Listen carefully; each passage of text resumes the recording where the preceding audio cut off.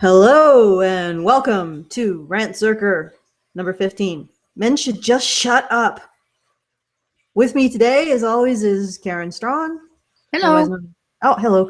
Otherwise known as Girls Right. Girls Right. Blah, blah, blah, blah, blah, blah. Girl Writes What? And today we are reviewing Senator McCaskill's Message to Men, which apparently aired on Stephen Colbert Report. It's fucked up. Yeah, well, okay. If it aired on Stephen Colbert, maybe she's trying to be funny. So maybe she's trying to be funny. Trying to be funny? Yeah. It's not funny. Yeah, well. Telling groups of people to shut up. Where's the humor in that? I don't know. You'd have to ask a feminist. It seems like feminist humor, so. But I mean, maybe we could just think about this for a second. Telling a group of people to shut up. Where's the joke in there? Where's the punchline? What concepts are you shoving together that don't really go? You know, because the humor comes from the juxtaposition, like an absurd juxtaposition of two things. Yeah, well, all I know is that when I was watching that episode of The Big Questions with Milo, is Britain hostile to blokes? And Milo was trying to talk, and the feminists kept on interrupting him, and then he, uttered that darling bomb, and they flipped their shit. And it's just like, do women ever shut up? I don't. Right? Yeah. I really I don't see how it's men who need to shut up, because women seem to have just as big, if not a worse problem with interrupting and talking over people and fem-splaining and being, kind of monopolizing conversations and stuff like that. So. Oh yeah. I think that we're a perfect example of that. I think so. Me in particular, I think. So. That's okay. Or your dog there. It's also a female dog, and she likes to monopolize things by making scratching sounds and apparently begging. Yeah, no, her toenails clacking constantly, and then she'll hack up a big loogie right while I'm on the air. It's just lovely. She just wants attention. Okay, well let's dive right in to Senator McCaskill's Message to Men, which is apparently supposed to be humor, so we can also judge it on that level too. Okay, I'm just gonna screen share. We are screen sharing. Excellent. We'll enlarge this. Apparently, from the dislike bar, very few other people found it funny. Look, she's wearing problem glasses. What the fuck is with these glasses? Why do they all wear glasses like that? I don't know. I honestly, my daughter, when she ended up having to get glasses, and we looked for glasses, and we found some very, very nice small wireframe glasses that they were men's glasses, because all of the ladies' glasses have that little bit of a upturn to the outside that make you look like a cat lady. And she's like me, right? That where she wears a set of glasses that even just go a little bit up toward the outside, she looks like one of those women with pearls and cat lady glasses from the old Far Side cartoons. It just really looks just against her face. And she never wanted these plastic framed hipster glasses. I don't know what the fuck it is with them. Why did they ever come back in style? You're not Holly. Get over it. Okay. All right, we're starting. Yes. Hello, I'm Senator Claire McCaskill. Okay, we're good so far. She hasn't said anything horrible. No. That's true. It's true. Nothing horrible has come out of her mouth yet. One of just 20 women currently serving in the Senate, it's important to me to encourage more women to run for office. Okay. Okay. Not the women with the most merit, or not the people with the most merit, not the people who serve the people the most. No. Just women. Yeah, but I mean, even that's not really objectionable. I mean, I can't see why. It's not like women have anything in particular to offer that men don't already offer as far as, being able to serve in a representative democracy. I mean, if you look at it in terms of the voters being the ones with the power, which is true, Yeah. for the most part, and we just need to face the fact that we get the government we deserve, really. Yeah. Then the fact that politicians have particular genitals is irrelevant. Yeah.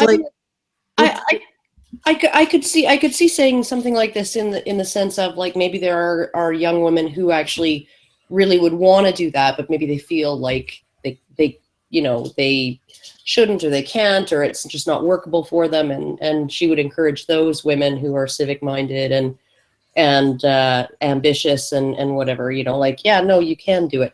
But I don't think that we need that now. I mean, that was maybe something that was necessary like 40 years ago. Well, the other thing is, the most encouraging thing you can tell women who want to run for office is that there's nothing stopping you. Yeah. You have an equal chance to any male, if not more so. So do it. Yeah, just do it. Run, because Do it. you have the exact same chance as any male. And that's borne out by statistics in the US anyway. So, and I think that what she's trying to imply is that because she's only 20 out of 100, and I guess the other 80 are men, but we can't assume that. They might be of indeterminate gender or not identify with the binary. They may identify as attack helicopters. Yeah. And the thing is that, male politicians could seriously end all of this nonsense by just saying, you know what? I don't identify in the binary. So, and then it would be like, I don't know, 20 women and 70 people who don't identify with the binary. And then that would solve that problem, and the thing is that she would end up being, I don't know, in this context, she would be lower on the progressive stack than the men who are male politicians, because they have identified as not being part of the binary. And she, of course, identifies as a member of the binary, therefore she has privilege over them. Okay, but what I was going to point out is, she's saying that the fact that women are only 20 seats out of 100 is 118 or something like that. I don't know. Is bias against women. And yet we know that if women run, they have an equal chance. So if an equal number of women had run for office and were civic minded, an equal number of women would have gotten in. Yeah. So what is she like? This has nothing to do with the so-called patriarchy. It has to do with women's choices not to run in the first place. Which I can see that she's like, her approach to this is, I think it's important for me to encourage women to run for office, right? I think that is an absolute, at least neutral. Yeah, it's an absolutely fine solution. Encourage more women to run for office, because then you will have parity without having to have all kinds of artificial bullshit like women only shortlists like they have in the UK, or running female candidates in ridings that are uncontested. I guess they call them constituencies or something in the US. We call them ridings here in Canada. Like you would have, it would be more about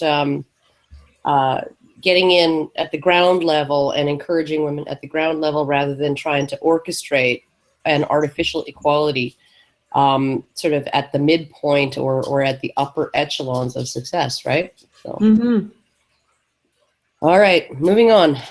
But equally important is encouraging more men to sometimes just shut the hell up. There we go. Wow. Okay, why? Maybe she'll explain the punchline afterwards. I don't know. Well, I'm not laughing yet. I'm feeling an emotion, but it's not humor. Well, like maybe this is like one of those self-deprecating jokes, because she is very, very active in the whole yes means yes thing and the campus rape thing. She's like very, very big in feminist circles. And so maybe she's poking fun at herself, the way Tim Hunt, sort of called himself a misogynist monster in that, and women need to succeed in science despite monsters like me. Because it's wonderful to see you all succeed. Maybe this is a self-deprecating joke, and she's poking fun at her feminist credentials, and she's essentially playing the misandrist. Okay, maybe that's the angle. Let's find out. as opposed to being one. But if she advances this notion seriously, like if she gives us arguments for why men should shut up, then we know that she is not actually taking the piss and making fun of herself. Yeah. So let's see. Women don't value your thoughts. It's just that we don't value all of them. The world doesn't. What? It sounds like she's trying to justify herself. It kind of does, but that could just be poking fun at feminists too.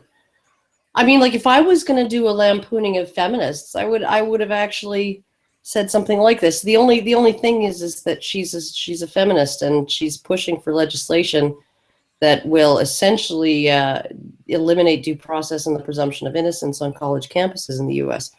So I have to wonder whether this is a self-deprecating joke. Let's back it up a little bit because this is such a short video and she's need your opinion on everything. For example, well, I think you went forward instead of backwards. That was video bar rape there, Karen. All of them. The world. Okay, all right. Well, here's the thing. Okay, so what she's saying is that women want the right to determine which of men's thoughts are legitimate or acceptable, or that they have to be listened to. Mm-hmm. Well, that isn't like not even that have to be listened to, just should be uttered because like nobody has to listen to anybody. No, nobody has to listen. Okay, so they want the right to determine which thoughts can be uttered or even probably thought. So or statements can be said. Yeah. All right. You realize you don't think that Kim Jong Un, like he didn't, or did I say that right? Kim Jong Un and Kim Jong Jong. Yeah, you don't think that that's exactly what they don't want to necessarily squash all of the thoughts and utterances of North Korean population. They just like if you're praising them, they want to hear that. If you're repeating his propaganda, they want to hear that. Yeah. But they don't want to hear any criticism. They just want the ability to. I mean, he appreciates the thoughts and speech of his population, but only some of it. This is what the fuck this is such a fucking shitty thing to say. Yeah. It's like you sound like an author. No, you are an authoritarian, and I don't think this is a joke. I think this is advanced seriously because I'm not laughing. Yeah. Well, anybody who supports the Yes Means Yes laws and the feminist campus safety bill, there's a few bills up there. One is supported by the Foundation for Individual Rights and Education and a couple other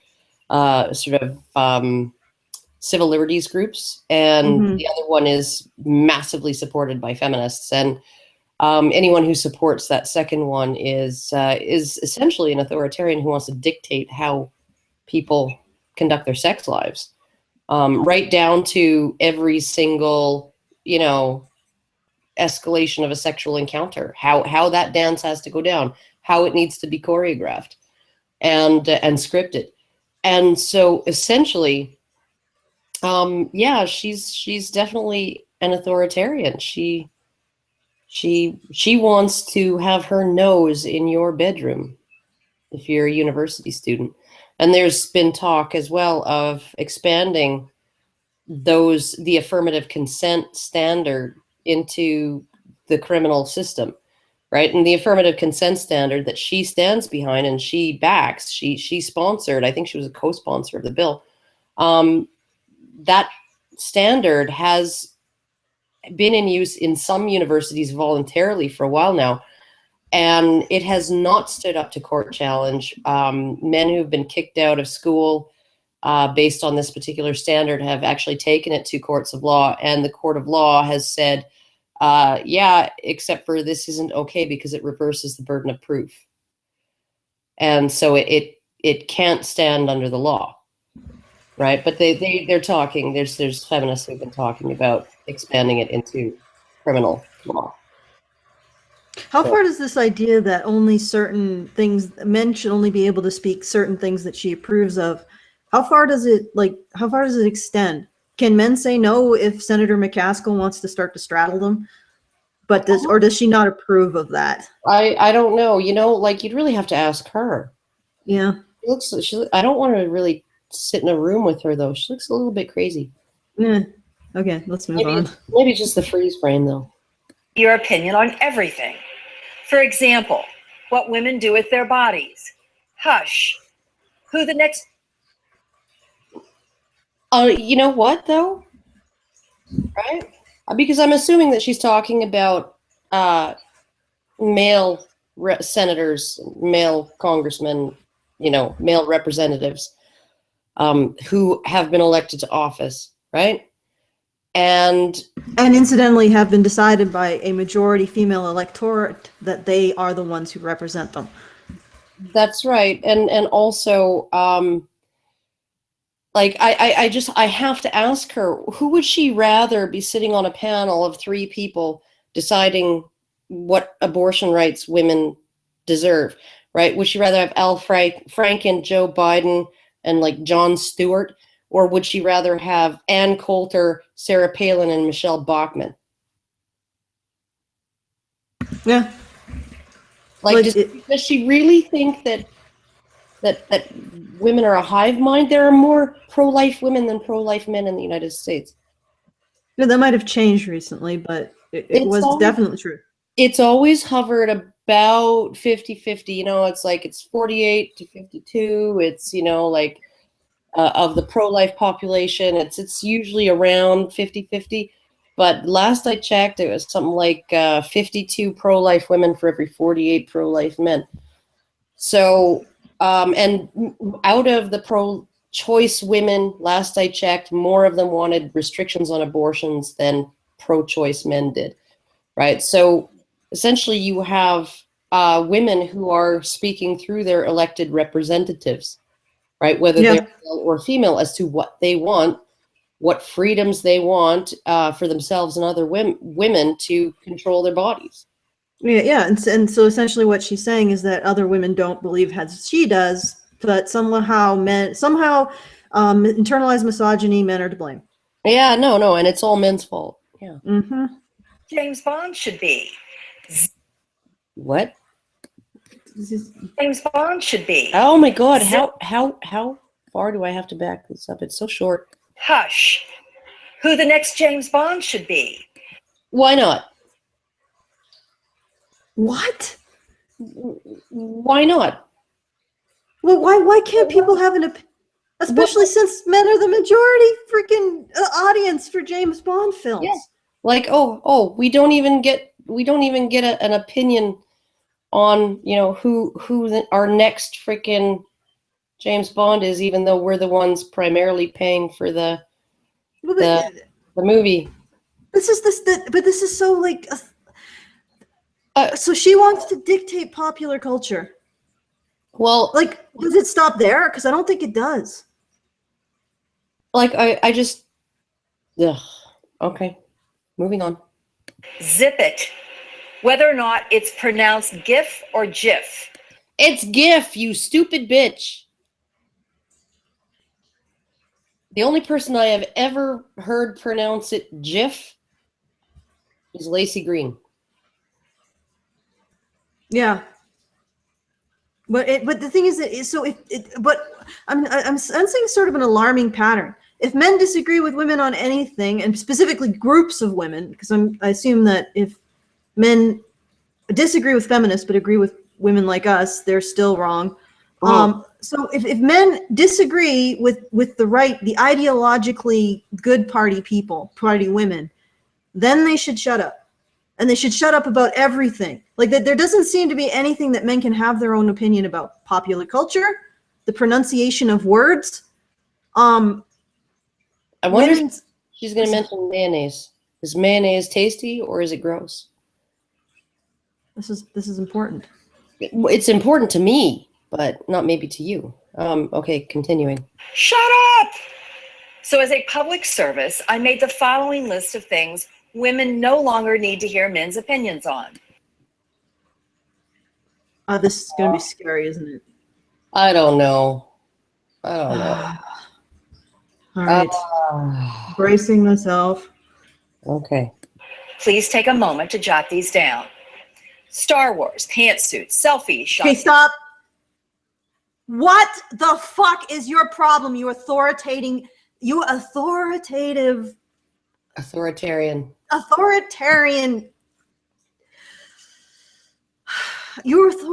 far side cat lady wearing freaking glasses, spouting.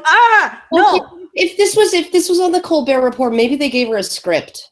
Okay, maybe she did not write this. Maybe I'm going to give her the benefit of the doubt that, because you know what, the whole Star Wars pantsuits, next James, this seems too hip, right?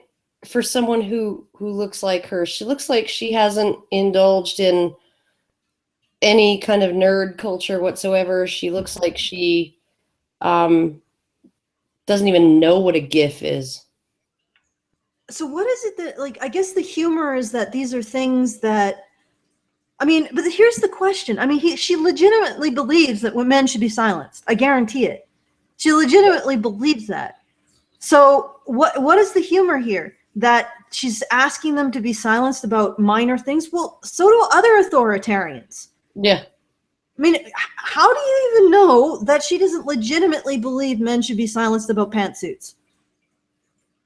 I mean, who fucking gives a shit if men have an opinion about pantsuits?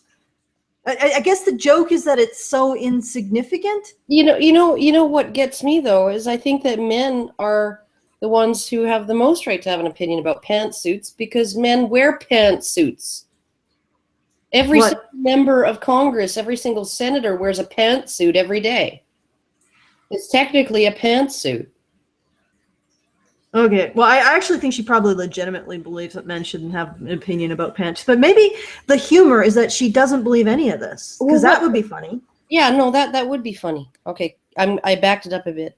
Okay. Please take a moment to jot these down. Star Wars, pantsuits, selfies, Shonda Rhimes. Selfies. You realize that there's like some stupid study out there that says that men who take selfies are more narcissistic or some shit, or they're evil overlords who want to take over the earth. I can't imagine anybody doing a study regarding women who take selfies, but I think men have every right to comment on what the sort of the 5 selfie a day Instagram addict woman, what that says about her personality and her sense of self, right? And her I guess prospects as far as being a giving, loving partner who loves more than herself. Well, the other thing is that as she's talking about men not being allowed to have an opinion on these issues, apparently it's okay for laws to dictate how men sit. Yeah. So maybe feminists should have no opinion on how men sit. Yeah, agreed. Like, is there any reciprocity here? There is no reciprocity. There is no. It's just men should shut up.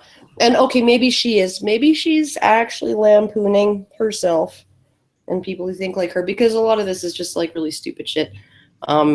I forget after selfies.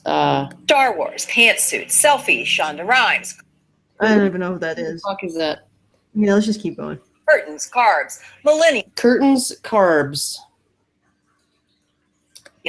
Body hair removal, religion, gluten, Harry Potter. Religion?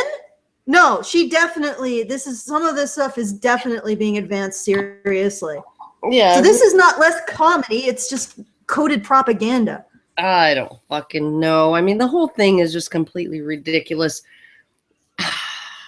What is this message even? Like, what's the point of it other than men stop sharing your opinions? On religion? Yeah, on everything. Gluten, Harry Potter, nut allergies, Star Wars. Nut allergies. Star Wars again. Again, all art in general, whether or not. All art in general. Yeah. Yeah, there you go. whether or not to brine the Thanksgiving turkey. Yes, always brine the Thanksgiving turkey. Always do it. Everybody who's listening right now and everybody who will listen to this in the future, brine your Thanksgiving turkey. And if it doesn't have to look pretty and be carved at the table in front of the guests, roast it breast down. That way all of the fat from the dark meat will soak through that breast meat that always comes out dry. Just All say, right. Stop your Karen-splaining. That's how you do it. No more Karen-splaining. Ethics in gaming journalism. Oh, you fucking there! You dropped the fucking bomb, did you? All right, this is being advanced seriously. This is not comedy. Do you understand comedy? Comedy is a juxtaposition of the absurd, not seriously advancing shit. What this is hiding propaganda. Yeah. This is not funny.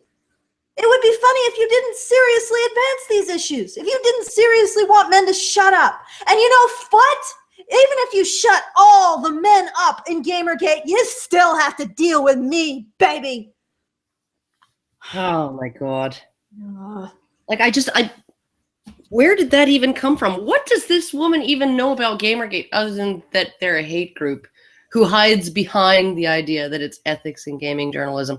But at the same time, she wants us to stop talking about ethics in gaming journalism because I guess then all that will be left is the hate group part. And she's okay with that, apparently, just not us talking about ethics in games journalism. The other thing is that apparently the Mary Sue, those bastions of non-censorship and freedom, said angry dude bros have immediately proven, that's a really great trick, isn't it? Like you can say what you want. Yeah, say whatever the fuck you want, and if somebody gets upset, it's their fault.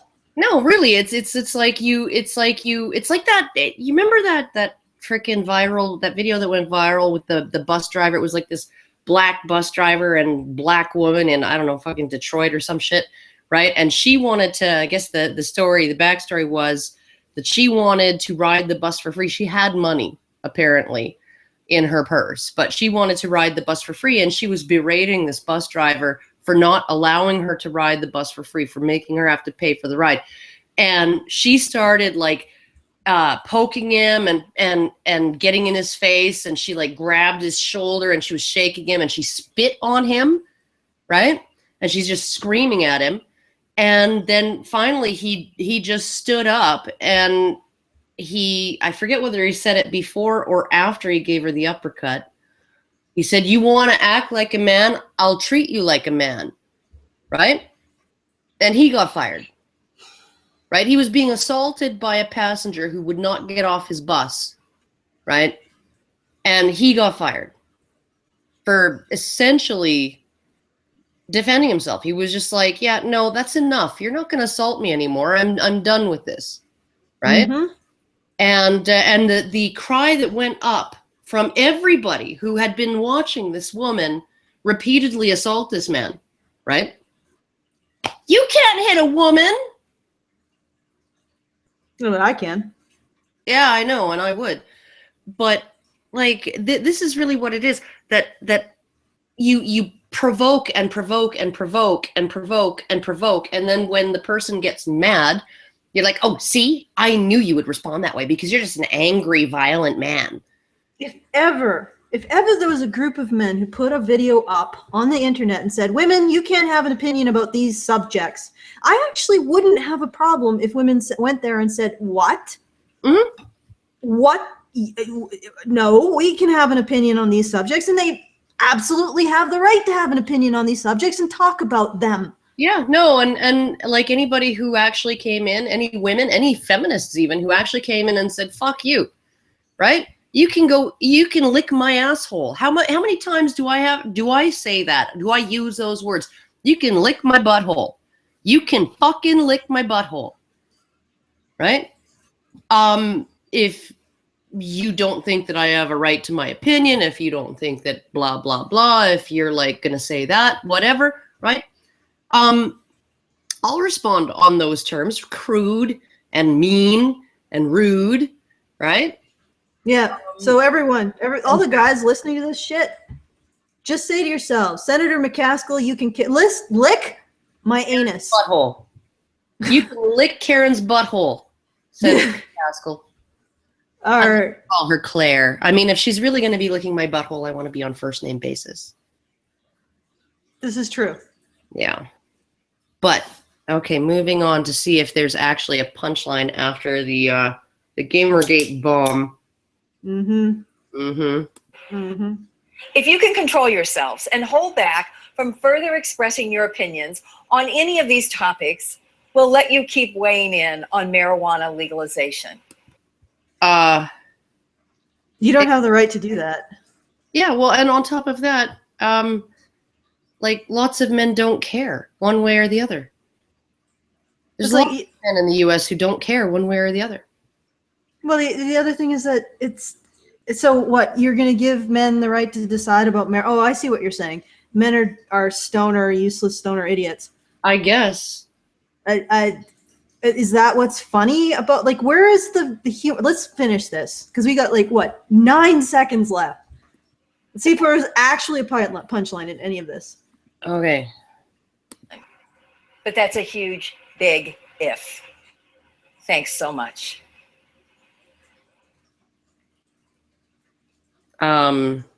What the fuck was this? I don't even know. Is this, like, I thought that, so is this, like, okay, so Stephen Colbert is, I assume, because I don't watch that shit. Yeah, he's a satirist. Out of TV. He's a satirist, and he used to, when he was on the Colbert Report, right?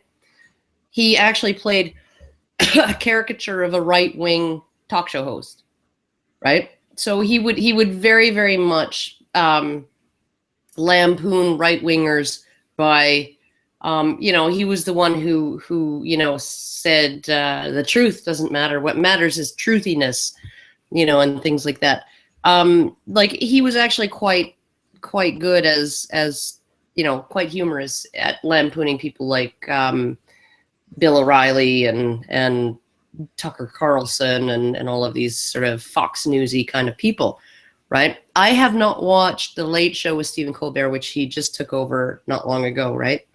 And now he's just essentially I don't know whether he's still doing his persona as a fake right-wing host, or whether he's just now being like a talk show host. So it's hard to say.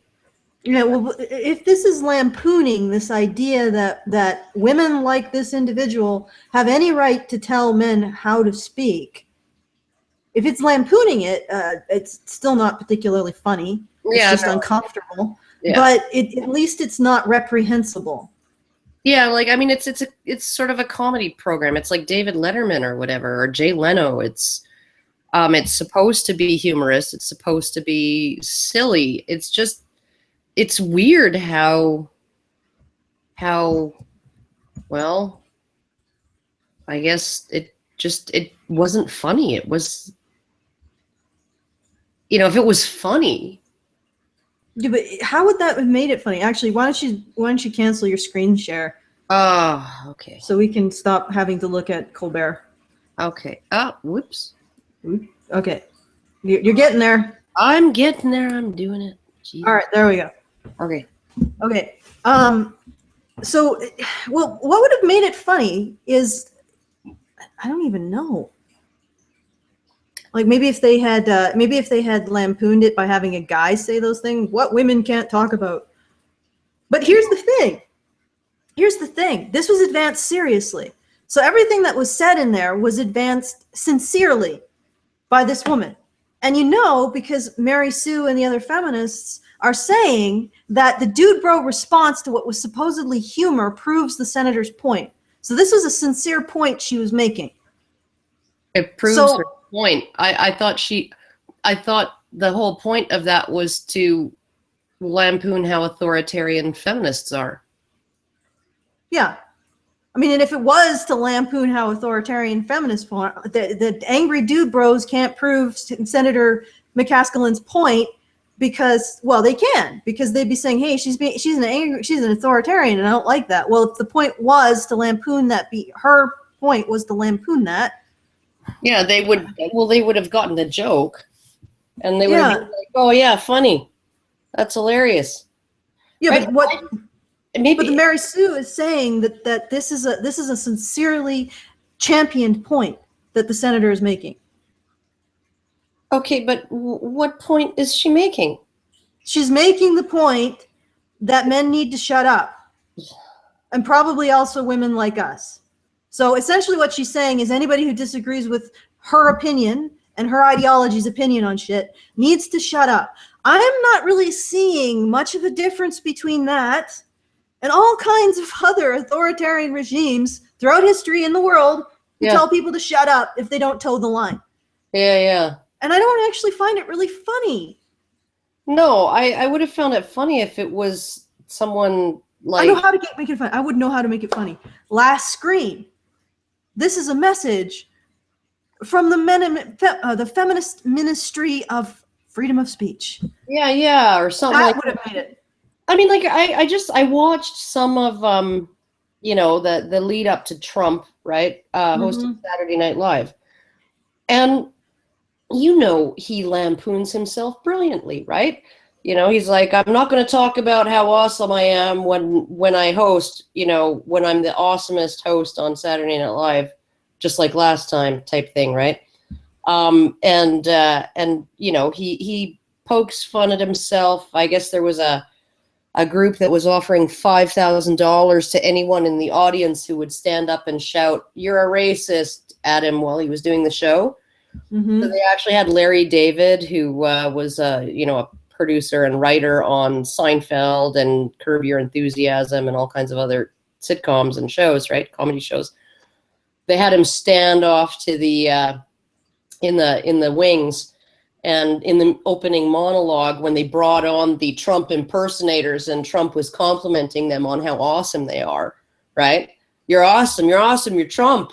Can't stump the Trump, you're awesome, right? Then somebody yells out, "Trump's a racist," and he's like, "Who said that?" And then they show Larry David standing there, and he's like, "Someone said they'd give me $5,000 if I'd shout that." And there you go. I mean, like, they know how to lampoon. He knows how to lampoon himself. He knows how to poke fun at himself, right? In order to do that, you have to be something like, I guess he is sort of a pompous windbag, but if he can poke fun of himself, he's a self-aware pompous windbag. This woman is just a pompous windbag. Yeah. An authoritarian. Like, she's a pompous windbag, petty tyrant. Yeah. And I doubt she cannot take herself seriously. I think that's impossible for her. There's no part of her that can a step away and say, "Hey, whoa, yeah, I'm a bit of a dick." Yeah. I'm kind of a cunt, I'm a little bit of a cunt, and the things I advance are cunty. And the reason why she can't do that is because she's trapped in that mentality that she judges the morality of other people. Well, what I found about people who do that, though, is that they're really deeply insecure about their own morality, right? And so they it's almost like they have to cling to something like super rigid and super inflexible and almost like extreme, right? In order to feel like a moral person, because they're insecure about their own morality, right? And then they have to pass judgment on everybody else and find everybody else to be inferior and openly say it constantly in order to feel like they're okay with their own sense of morality. So yeah, what I find really funny is that I think women with this particular mindset think they understand men. Oh God. By telling, and somehow they can tell them, men to shut up about everything. Yeah. And we're not just talking about Star Wars and pantsuits and all the other ridiculous crap she talked about, or even ethics in journalism. These women, I guarantee, what has passed through her lips at one point in time is that men should shut up about things that actually also affect men, like domestic violence, like rape. Oh, even like abortion. I mean, like anybody. There's a line right?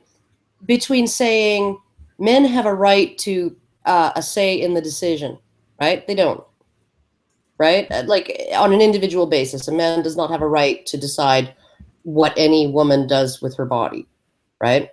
Even if it's his wife, even if it's his fetus, right, that he helped create, right? He does not have that right. I don't believe he has the right to make that decision for her.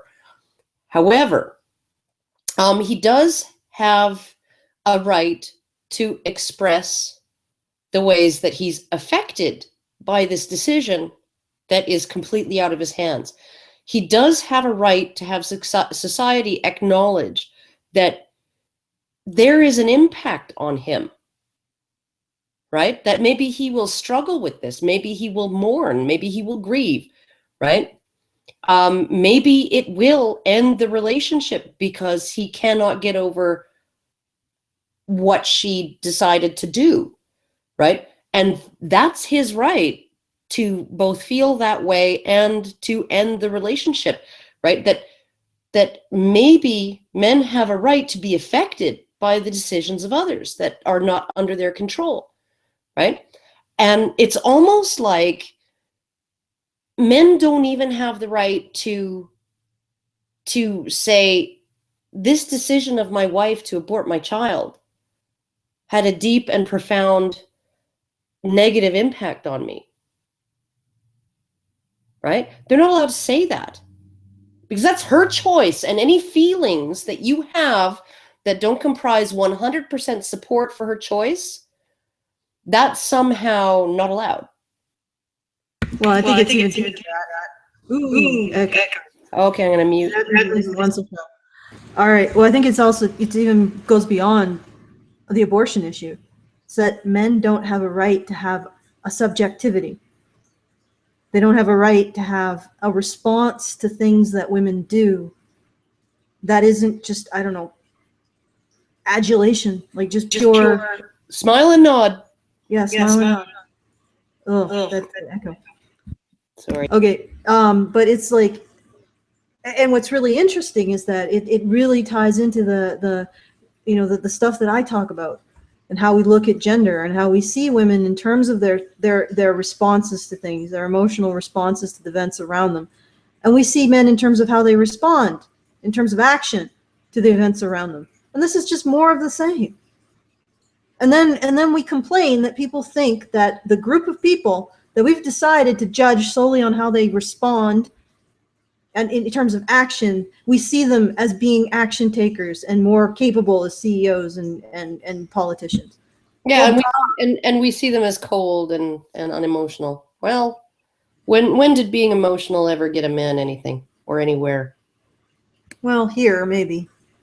Well, here, yeah, but I mean, like, honestly, this whole, can you imagine, right? Like the Greg Allen Elliott case, right? When they called everybody back so that the Crown could argue as to, try to convince the judge to amend the opening arguments and the initial filing, the initial charges to include recklessness, which she didn't mention through the entire trial right up until her closing arguments. Then she was like, and if he knowingly harassed the complainants, and if he didn't know, he should have known, and therefore he was reckless, right? And that was the first she mentioned it, and the judge was like, well, I can't convince him convict him on a charge that he hasn't been charged with. He hasn't been charged with recklessness.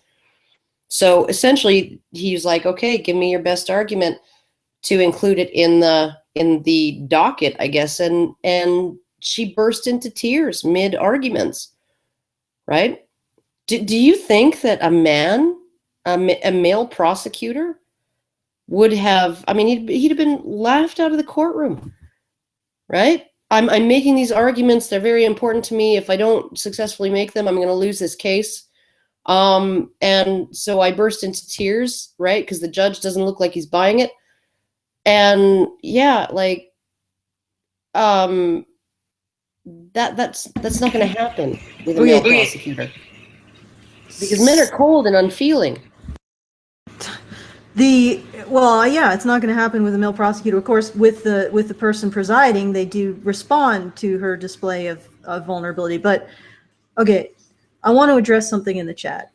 Senator McCaskill may have walked onto Saturday Night Live in a comedy show, or not Saturday Night Live, whatever, Stephen Colbert, and walked on there into a comedy show. But that suggests, and you can tweet this back at her, if these are not sincerely held beliefs, then obviously she's supporting Gamergate, because men have a right to have an opinion about ethics and journalism. If this isn't a sincere, if she doesn't sincerely believe that men don't have that right, then she believes that they do. If this is a joke, if this is intended as a joke, then what she's advancing, she doesn't sincerely believe. If she sincerely believes it, then we can criticize what her sincere beliefs that men should be censored. And if she doesn't sincerely believe it, then she believes that Gamergate's A-okay. So ask her that. Does she believe that men should have a right to have an opinion of ethics and journalism? Does she believe that? Huh. So, well, somebody just needs to ask her if it was like a lampooning of herself, right? Like, was the little video intended as a joke, right? As satire, and if so, then thank you for your support of Gamergate. We appreciate it. Yeah, simple as that. Just tweet that at her. I guess you're a Gamergate supporter. We'll put you on the wall of fame. We'll adopt you, Senator McCaskill, or whatever. We'll adopt you as a Gamergate supporter, and we'll tell everyone that you support Gamergate. Huh? Yeah. If it's comedy. If she was being sarcastic and ironic and lampooning, all of that, then yeah, but I can't see her. I can't see it being her being a feminist who's very much in favor of this whole campus rape hysteria and getting really authoritarian, with legislation to deal with it and all of that. I can't see her first point that men need to shut up about what women do with their bodies and stuff like that. That's a serious point. And then she just throws in a whole bunch of stereotypical stuff, right? Like Star Wars, right? And then Star Wars again. Like, we don't want to hear about it. Like, nerds. Talk about something fashionable. Nah. It's very, very. I don't understand where the writers were coming from when they wrote this little monologue for her, and I'm sure it was written for her. No, that's fine. But if she's saying that it's comedy and it came out of her mouth, then she isn't sincerely advancing these beliefs. And if she's sincerely advancing these beliefs, we can sincerely tell her to fuck off. Yeah. But just ask her, are you sincerely advancing these beliefs? Do you sincerely believe, or do you believe that men actually have a right to have an opinion on abortion? Do you believe that men have a right to have an opinion on ethics and game journalism, on religion, on art? Like, just ask her. Say, do you sincerely believe that? And don't let her get away with shucking and jiving. Yeah. Make sure she answers that question. Yeah. And that's as simple as that. Well, if she comes back with, I was just reading what was written for me by the writers of the show, right? Then let her off the hook. I mean, like, honestly, if she didn't write it and she was just, asked to read this as part of the show, I'm okay with letting her off the hook. I'm okay with being like, whatever. So none of this has anything to do with her because she didn't write it. It's not her. None of it is her sincere belief. Some of it might conform to her beliefs, but some of it might not. Well, and we need to know which is which. So, Yeah. Okay, let's take a letter. Mm-hmm. And then we'll do that. Okay. And then, all right. And I gotta shop. I gotta go shopping. Okay. So what we have is a letter from someone who wishes to be identified only as Jay. Hello, honey badgers. This isn't necessarily for any particular shows. Show can go on the Raging Nerd Revolt and the regular HPR show, whichever. I've been a huge fan of your work for some time, so this is sort of one of those long-time listener, first-time caller kinds of deals. I'm a bit nervous writing to you guys. I've been watching your channels for at least a year. I'm kind of a poor judge of time, but it might be longer, blah, blah, blah. I've interacted with you guys a little bit here and there. You might remember recently I asked Rachel in Tumblr if she thought social justiceism was getting weaker or stronger, and she goes into a few more items. I had been sort of anti-authoritarianism and libertarian type. I had been into anti-authoritarianism and libertarian types of topics for a while. I was vaguely aware of feminism as one small part of a sort of nebulous constellation of things, along with political correctness and such, that were probably bad for free speech and similar issues that I cared about, but didn't become particularly focused on understanding feminism and gynocentrism in particular until I saw the issue of a well-known established mouthpiece, The Atlantic, about the end of men and the rise of women. Oh, that classic. At Barnes & Noble, back when I still used to regularly leave my house. This was back in 2012, I guess, and it was my first major red pill moment when I got a full broadside of hardcore gynocentrism and this idea that males are only allowed to exist if they're somehow servile or useful to women.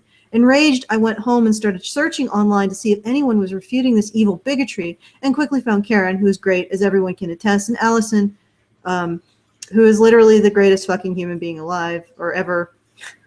What? I'm sorry. I'm the greatest. I'm the greatest human being alive ever. Allison, she's I'm a has-run. Up at most. Yeah, at best. Okay. No, all good. All right. So anyway, my biggest MRA issues are probably male genital mutilation. Like, that needs to stop. I'm a hardcore activist, and I also support 4Gen to help men who are already survivors of genital mutilation, and seeking reconstructive treatment, selective service, and just general respect for males as human beings, just as females receive automatically. Okay, so she's going on about me again. Alison, you are so fucking awesome. You are like a legitimate. Okay, this is hard for me to read. Just read it out. You can do it. You're like a legitimate superhero in my mind. You have no idea how much of an inspiration you are. And all the honey badgers are so fucking amazing. Mike is the funniest guy ever. Brian is so chill. My thoughts are with him and his dad. Rachel, Karen, Hannah, everyone. It's so awesome that most of you guys are tabletop gamers as well. Well, I think mostly Hannah. You could do another show about like the future of red pill tabletop games. But anyway, I've been thinking for a long time about writing an actual email, and I finally decided to give it a try. So let me just get out there what I feel is important, and maybe a topic that some honey badgers might like to speak to, even though you have addressed it before in different ways. I just really feel like, why are female MRAs, female MGTOW supporters, female anti-feminists so important? There's a very crucial reason. Like Alison was saying, society is all about alienating men. It's never going to stop that on its own. But if you're a guy and you like a girl and she's like, hey, be nice to my little brother, you're going to be nice to her little brother. Even if you're like a typical gynocentric asshole guy and you normally treat other guys like shit, you're specifically going to be nice to this male because this female communicated to you that she cares about that. The only possible way that the empathy gap, that gender apartheid could ever really be closed, in my opinion, is enough females actually stand up for men's rights and say, we women now have decided we want society to care about men in general. That this little brother effect could actually be achieved in society at large. Well, I don't know how easy it would be or if it will ever happen on a large enough scale, but maybe this is a topic that someone has an opinion on. Like Alison says, it's just a job that needs to be done, dismantling the matriarchy, I guess. Anyway, you guys are the best. Keep doing what you're doing. By the way, so keep badgering on. Incidentally, this is a female audience member, if anybody's wondering. We figured, yeah. Or I figured. Yeah, and I apologize. I probably should have trimmed it down before I read it, but I just decided to go for it. But yeah, thank you for writing in, Jay. It's great to know that we've touched you. Yeah, no, it's really nice. It's always nice to have somebody who is of the, you know, having a vagina and all of that sort of come. And it's not like you just stumbled across us and then you were like, oh, no, you found something that you found profoundly disturbing, and then you went looking for somebody who also found it disturbing. And that makes me feel a little bit more confident as to how things might pan out over the next 10 years or so. Just it's one thing to stumble across it and then sort of have a moment of understanding rather than somebody who actually comes looking for it because they're like, something ain't right here. And I think we need way more women to speak up. So thank you. We definitely do. Oh, which reminds me, there was a video, and maybe you can put it in the low bar. I'll send you the link through an email after this because my Skype's not working. Very, very good email rundown of the Gregory Allen Elliott case by a woman who goes by the username Clary Jackson or something like that. And I think that would be I think it would be really good if we had her on the show at some point. Yeah, and it's good to encourage this kind of stuff because, all right, it is. I believe. Sorry, go ahead. It is good to encourage it, right? And I agree with the letter writer. It's really this situation. If it is solved, it's going to be solved by women stepping up to the plate. Yeah, well, standing in between men and all of this other shit. And challenging people like Senator McCaskill. Yeah. McCaskill, or however she pronounced her name. McCaskill. And I know that, people have said about us, about Honey Badger Radio, about me, that we are using men. And this is what I want to say to that. Yeah, I'm using men. That's my promise to anyone who wants to become a patron. I will use you. I will use you to wipe the smug, sanctimonious grin off of the faces of people like Senator McCaskill, or however the fuck you say her name. I will use you to expand the scope and the volume of this program so there is no place on earth where it cannot be heard.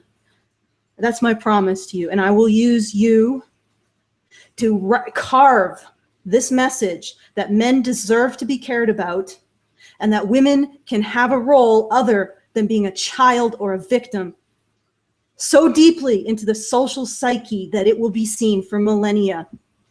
And I promise that I will do that. So if you want to help me, or if you want to be used by me, you have a choice. And I'm sorry, like, this is really fucking emotional for me.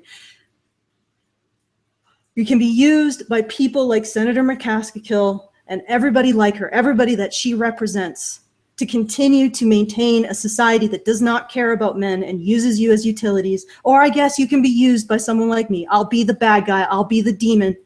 If that's what this needs, I'll be whatever it needs to get this done, to get this job done, to get the recognition of men's issues as being important, as being something that society needs to deal with, needs to look at, needs to be concerned with. I'll be anything required to get that job done.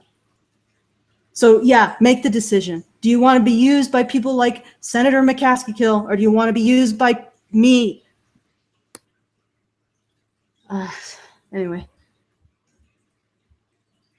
Anyway, I agree. You know, like, honestly, what's really frustrating to me about being in the position of being a female MRA is, and it's really strange because it's usually feminists who do this, and it's usually the really, really hardcore ones like Sale Pilani and like the real man haters who will accuse me of tricking men into thinking that they're victims so that I can profit from them. And it strikes me as such a bizarre accusation because, like, I don't massively profit from this. I mean, like, oh yeah, I was able to give up my day job, but my day job was working as a waitress 4 nights a week at most when I first started doing this, right? 4-hour shifts. Like, I wasn't earning the big bucks, right? And now, and most of the reason that I was able to quit my day job isn't because I'm bringing in big bucks through this. It's because my boyfriend finally landed a really good job. And so I went from supporting him for years at a time to him being able to support what I do, right? So, you know, it's not like there's a whole lot of money in this. This is something that you do out of a passion for it. It's something that you do out of a sense of responsibility, a sense of duty. Yeah, I said duty. Get over it. Duty. You said duty. But, you know, like, you only need to get so many heartfelt emails from men who are just, they're sort of in this wasteland of confusion, right? Where society is telling them to be a certain way and then punishing them for being that way. That, you know, they stumble across me, or they stumble across Alison, or they stumble across A Voice for Men, or they stumble across something that lets them know that they're not alone in their feelings of confusion and, you know, kind of, what the fuck, I'm doing everything I'm supposed to do and you're still like shaming me and punishing me. You know, that's not okay. It only takes so many emails before you feel like it's something that you really have to do. And before you feel like it's something that if you stop doing it, you will be responsible for the men who in the future won't find the message. They won't stumble across it. And they won't feel better about their lives and about themselves. So like, that's why I do this. And to be accused of exploiting men for my own gain, when, I mean, like, how often do I even, like, I don't, that's not why I'm here. I'm not here to make money. I'm here to do what I can to help make things better for everybody, not just men, but for me, right? For women, so they don't have to be resigned to like, the only thing that supposedly speaks for women is an ideology that wants to turn them into eternal children. Yeah, no, and like my daughter, right? Like, she's 20 years old now, and you know, there is going to come a day, and she's a late bloomer, very, very late bloomer, as far as, you know, the romance kind of thing and all of that. But there will come a day when she actually wants to settle down with a guy in a solid sexual relationship. And I would really like for the guy that she's able to have a relationship with to be safe and stable, and, you know, and have a job, and you know, have had good opportunities, and be able to support her, and provide, you know, just general support for her when they decide that they want to have a child, and all of those things. Maybe support her in you know, when she decides to go to school, so that she can have her own career. You know, like, if she's marrying some guy who can't get a job because he couldn't get an education, because he flunked out of school because of all of the changes that have been brought about since the 1990s in the education system. I mean, like, he's not going to be able to help her live the life that she wants to live either, right? And so I just, these things are super far-reaching, and they don't just affect men.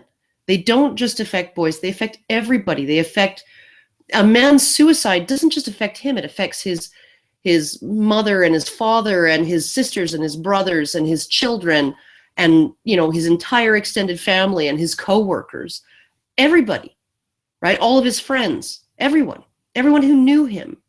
His suicide's going to have a deep impact on them, right? It doesn't just affect men. No, it doesn't. It's a dynamical system. I think that's in many ways what distinguishes us. Yes, we have a focus on men's issues, but it's because having a focus on men's issues gives women an escape from always being fucking focused on, to the point where we're being disabled, we're being crippled by it. Well, you know, like, to feel like you're always scrutinized, how well you're doing is always scrutinized. And there's always going to be some feminist out there, you know, making you feel guilty because you didn't run for office, or you didn't go into STEM because you really would have rather been a kindergarten teacher or whatever, right? You know, and here we are saying, you know, like, what's the problem with that? These people are making choices that will make them happy.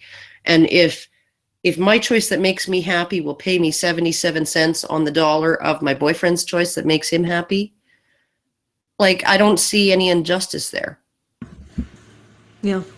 But ultimately, like, in my particular case, I've been talking about these things since probably 2000, so about 15 years, in various forums and doing what I can to bring attention to the issues that I saw. Mhm. A couple years ago, another men's rights activist who was a long time, he'd done it for a long time too, told me, you need to let go of worrying about so-called using men. Go out and suck up as many resources as you can to make this voice as big as you can. Because if you don't do it, other people are going to do it, and they don't give a shit about men. And it's like, so I'm looking at this conundrum. It's like, yeah, I can get support, and it feels like you're in asking some ways a lot. It feels like you're asking a lot, and unfairly maybe. But on the other hand, if I don't, then who gets support? Like people like Senator McCaskill, they get support. And they will use men and just throw them aside when they're done. And they won't give a shit. They will tell men that they need to work their fucking hearts out. And then at the end of the day, they'll just send them to the knackers. And if they complain, they'll say, shut up. That's a subject you don't have a right to have a conversation about. Yeah, I know. Keeping your testicles. You just shut up about that. Yeah. And it's like, maybe the end of the day, you just have to accept that not everything is perfectly ideal. And when does this stop? It stops when people can stand up and say, men's rights are human rights. Men are human beings, and they deserve the same rights as any other group of people. And when people can say that, they deserve to have equal protection under Canada's Charter of Rights and Freedoms. Yeah, men deserve equal protection. And when people can say that with a straight face and without laughing, then my job is done. I don't know if that's ever going to happen in my lifetime, but then it's done. Yeah. All right. I think I've preached enough. This wasn't much of a rant. No, it was. Have I disappointed people? I think so. You barely yelled. Should I yell now? No. I don't mind. Sometimes I just like a nice little talk and just a conversation. So, and honestly, I have to go pretty quick, so we gotta wrap this up. So I'm the one wrapping it up now. Okay. Then I'll say, well, bid you adieu. And if you like what we have to say, consider becoming our patron or become our patron. Do it. www.patreon.com/honeybadgerradio. Let yourself be used by us.